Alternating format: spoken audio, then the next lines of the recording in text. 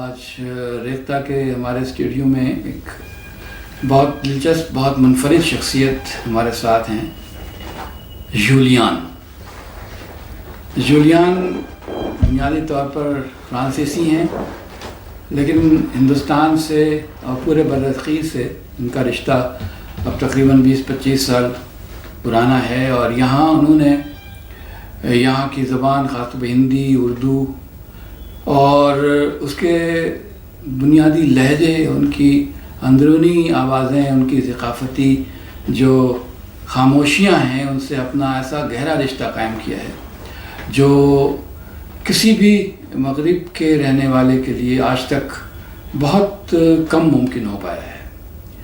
وہ بالکل اہل زبان کی طرح بات کرتے ہیں اور شاید سوچتے بھی انہی زبانوں میں ہیں، تو اس سے ہمارے ادب کو اور ہماری زبان کو کچھ نئی آوازیں، کچھ ایک نیا لہجہ، ایک نیا احساس ملا ہے۔ ہم آج ان سے ان کے سفر کے بارے میں اور وہ جو لکھ رہے ہیں، انہوں نے ابھی تک ایک ناول ساغر کے نام سے تحریر کیا ہے جو چھپ چکا ہے، اور ایک کہانی، طویل کہانی جو ناولٹ کی شکل میں ہے، وہ بھی چھپ چکی ہے، اور ابھی وہ ایک کہانی پر کام کر رہے ہیں جس کے کچھ اقتباسات کو یہاں پر ابھی پیش کریں گے۔ اس سے آپ کو اندازہ ہو سکے گا کہ انہوں نے کتنی گہرائی کے ساتھ دسترس حاصل کی ہے زبان پر اور اس کے فکشن پر خاص طور پر۔ جولیان صاحب، آپ کا استقبال ہے ہمارے بہت شکریہ، بڑی مہربانی، اور ہمارے سننے والوں کو بھی آپ سے مل کے بہت خوشی ہوگی۔ تو ہم ذرا سے یہ آپ سے معلوم کرنا چاہیں گے کہ کتنا عرصہ جو آپ نے گزارا ہے یہاں پر ہندوستان میں اور پاکستان میں، تو کس طرح سے آپ یہاں آئے اور کس طرح سے خاص طور اردو ہندی سے آپ کا ربط ہوا، تو کچھ تھوڑا سا اس سلسلے میں ہمیں اگر آپ بتائیں تو آیا تھا میں یہاں اسکالرشپ لے کے ہندی سیکھنے کے لیے، لیکن پھر ایسے لوگوں کی صحبت مجھے نصیب ہوئی تو جنہوں نے مجھے اس طرف لگایا، اردو کی طرف لگایا، تو پھر میں نے خود سے سیکھنی شروع کر دی کہ مطلب کتابیں اٹھا کے، چھوٹی سی بچوں کی کتابیں اور اس طرح کی چیزیں، تو ان کے ذریعے تو پھر میں نے سیکھنے کی کوشش کی، اور یہ کوشش تو جاری ہے کئی سالوں سے۔ جو آپ ابھی تھوڑی دیر پہلے کہہ رہے تھے کہ میں شاید اس زبان میں سوچتا ہوں، تو مجھے خود اس بات کا اندازہ ہوا ہے، اور لکھنے کا سلسلہ تو وہاں سے شروع ہو گیا جب مجھے خود احساس ہوا کہ میں جب خود سے بات کرتا ہوں تو میں اپنی مادری زبان میں خود سے بات نہیں کرتا ہوں۔ ظاہر بات ہے کہ ہم ایک خاص ماحول میں رہ کر کے پھر اس ماحول میں جو زبانیں بولی جاتی ہیں، جو استعمال ہوتی ہیں، انہی میں آپ سوچنا شروع کرتے ہیں، ہم سوچنا شروع کرتے ہیں۔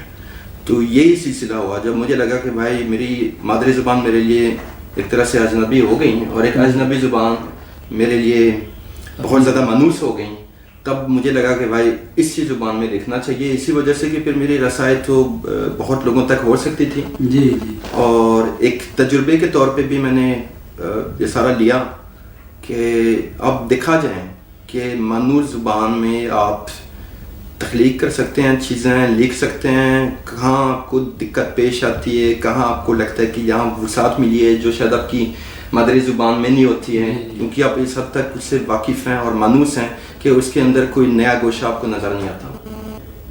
یہ تو بالکل صحیح بات ہے کہ آپ نے اتنا گہرائی سے جذب کیا ہے یہاں کا پورا لسانی جو اس کا ماحول ہے زبان کا۔ زبان اوپر سے تو بہت لوگ سیکھ لیتے ہیں اور اختیار کر لیتے ہیں، لیکن اس کے رگ و پے میں اترنا، خاص طور پر اس کی جو خاموش آوازیں ہیں، اس کی ثقافت کی اندرونی تہیں جو ہیں، تو اس سے جو رابطہ آپ کا ہے وہ بہت حیرت انگیز ہے۔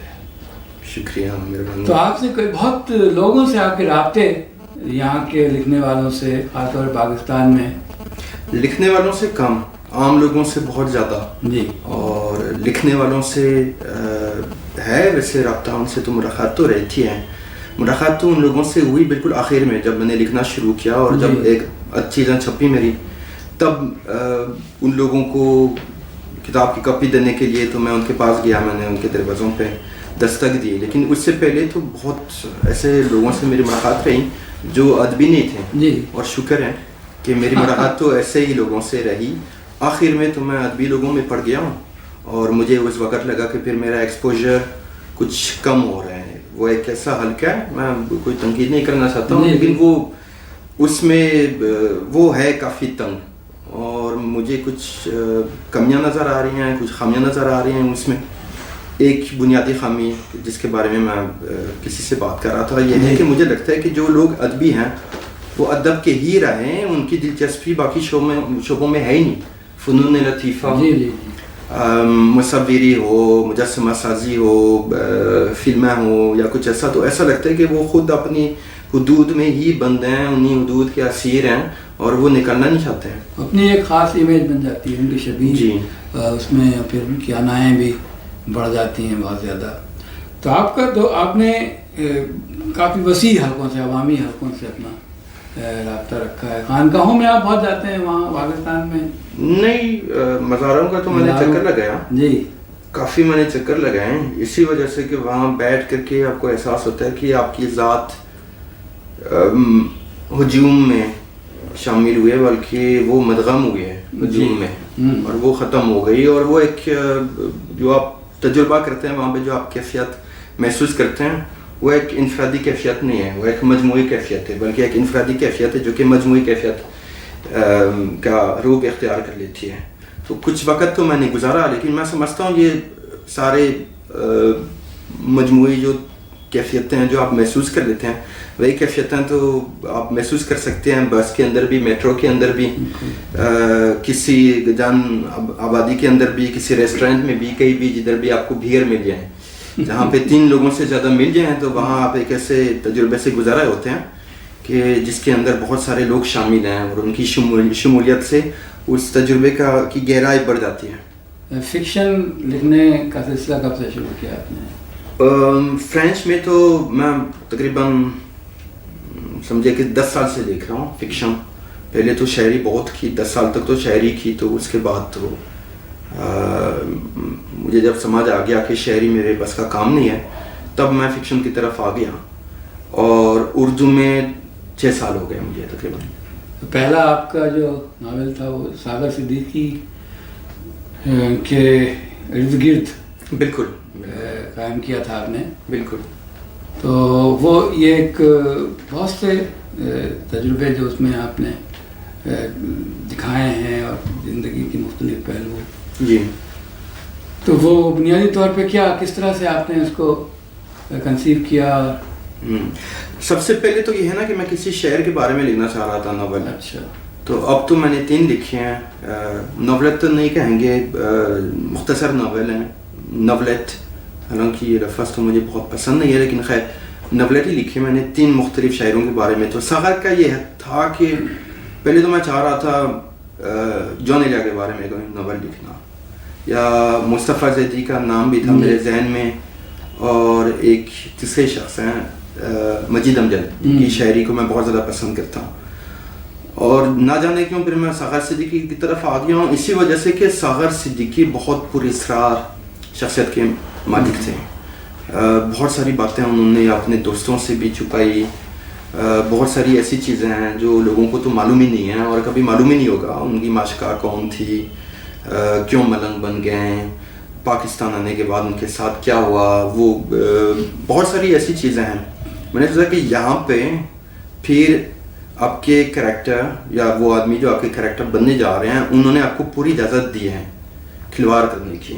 ہاں, تو امکانات بہت وسیع امکانات. بالکل. تو میں نے سوچا کہ چلے ان کی ایک معشوقہ بھی بنا لیتے ہیں, ملنگ بننے کی ایک وجہ بھی جنا ہم کر لیتے ہیں کسی طرح سے, اور پھر ہم شروع ہو جائیں. تو وہی فارمولا تو پھر میں نے اختیار کیا ہے, اور میں نے 2 اور کریکٹر کے بارے میں ناول لکھے ہیں. تو میرا جی اور ایک منیر جعفری شہید. تو منیر جعفری شہید تو مکمل طور پہ فرضی کردار ہیں, حالانکہ اس کے اندر بھی جو نا حقیقت کے کچھ جلوے نظر آ جائیں گے کچھ حد تک, لیکن یہی چیز تھی کہ چلو ہم ملائیں فکشن کو حقیقی زندگی کے ساتھ, حقائق کو ہم فکشن کے ساتھ ملائیں, افسانے کے ساتھ ہی ملائیں, اور دیکھیں کہ کیا بنتے ہیں.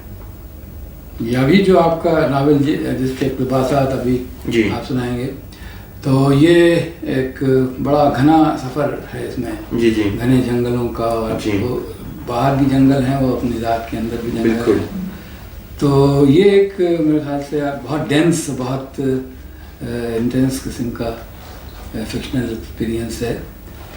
تو کیسا لگا آپ کو یہ تجربہ, جس طرح سے آپ نے اس کا؟ پہلی دفعہ میں نے ایک ایسے علاقے کے بارے میں لکھا کہ جہاں پہ میں خود گیا نہیں, لیکن بنیادی جو تجربہ ہوتا ہے ایک آدمی کا جو جنگل کے اندر گھستا جا رہا ہے اور جنگل گھنے سے گھنا ہوتا جا رہے ہیں, روشنی بالکل ختم ہو رہی ہے اور تہذیب سے آپ کا تعلق آہستہ آہستہ ختم ہو رہے ہیں, اور آپ کئی اور پہنچ گئے ہیں, بالکل ایک غیر علاقے میں پہنچ گئے ہیں, اور آپ کے اندر بھی تبدیلیاں پیدا ہو رہی ہوتی ہیں. تو وہ میرا پہلا تجربہ تھا. پہلے جتنا بھی لکھا تو میں نے کوشش کی کہ حقیقت کو ایک حد تک نا بنیاد بنا کر کے لکھوں, کم از کم سیٹنگ حقیقت سے میل کھائیں کچھ حد تک. کوئی ایسا علاقہ ہو جو میں نے دیکھا ہو, کچھ ایسے حالات ہوں جن سے میں گزرا ہوں. تو یہ بالکل نیا ہی تھا, لیکن مجھے لگا کہ لکھتے لکھتے کہ میں جیسے کہ ہو جاتا ہے, آپ تو خود لکھاری تو نہیں رہتے ہیں, لکھنے والے تو نہیں رہتے ہیں, لیکن خود اپنا کریکٹر آپ بنتے چلے جا رہے ہیں, آپ امپیرسونیٹ کرتے ہیں اسی کریکٹر کو. اور اس کہانی کو ختم کرنے کے بعد تو مجھے لگا کہ میں تو واقعی سچ مچ میں وہاں پہ گیا ہوں, ہو کے آ گیا ہوں اور مر بھی گیا ہوں, کیونکہ کہانی کی آخر میں تو کریکٹر مر جاتے ہیں. میں کئی دفعہ مر چکا ہوں اسی طرح سے, اور مجھے تو یہ موقع ملا اسی کہانی کو لکھتے ہوئے. بہت بہت شکریہ زوریان. ہمارا جو ویب سائٹ ہے اس کے بارے میں آپ کچھ اگر کہنا چاہیں کہ یہ اس طرح کی ویب سائٹس اس وقت اردو میں اس طرح سے ریختہ.org اس کی اہمیت کتنی ہے اور کتنے لوگوں تک اس کو پہنچانے کی ضرورت ہے کہ زبان کو اور اس کے ادب کو کس طرح سے ہم محفوظ کریں, آئندہ نسلوں کو منتقل کریں؟ یہ تو بہت اچھا کام ہے کہ ہم اگر جب دیکھتے ہیں صورتحال تو یہ ہے, ہمیں لگ رہا ہے کہ بہت ساری آوازیں خاموش ہو گئیں جو کبھی ریکارڈ ہی نہیں ہوئی ہیں. جی, اور افسوس تو مجھے ہے جب میں سوچتا ہوں کہ منٹو کی آواز تو کبھی ریکارڈ ہی نہیں ہوئی, اور بہت سارے ایسے ادیب ہیں جو مر گئے ہیں, ان کی آواز تو ریکارڈ نہیں ہوئی. تو یہ تو بہت اچھی کوشش ہے, بڑی اچھی کاوش ہے, اور بہت اچھا رہے گا یہ سلسلہ. تو میرا خیال ہے بہت اچھا ہی رہے گا اور وسعت اختیار کرتا جائے گا اور آگے بڑھتا جائے گا. بہت بہت شکریہ آپ کا. آپ جیسے لوگوں کا تعاون ہمیں حاصل ہے اور ان کی رہنمائی حاصل ہے تو ہم لوگ کافی اپنے مقصد میں کامیاب ہوں گے. آج ہمارے ساتھ بیٹھنے بات چیت کرنے کے لیے آپ کا شکریہ. ذرا نوازی آپ کی بہت بہت بہت شکریہ.